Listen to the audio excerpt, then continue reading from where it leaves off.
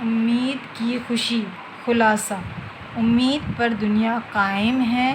اس مقولے پر سر سید احمد خان نے اپنے مضمون کی بنیاد رکھی ہے۔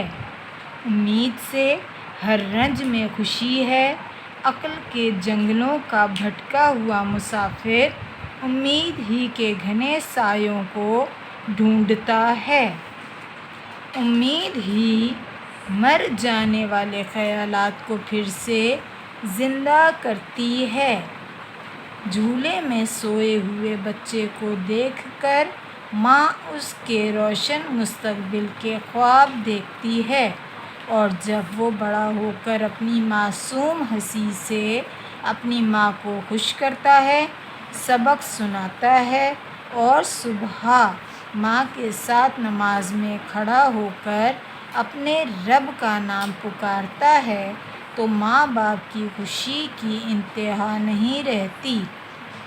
یہ امید ہی تو ہے جو مہد سے لحد تک ہمارے ساتھ رہتی ہے۔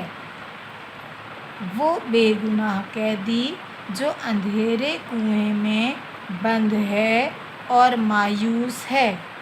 بوڑھے ماں باپ کی جدائی، قید خانے کی مصیبت اور تنہائی، اس وقت اس کا کوئی ساتھی نہیں، لیکن امید ہی ہے جو اس شخص کو خوش رکھتی ہے۔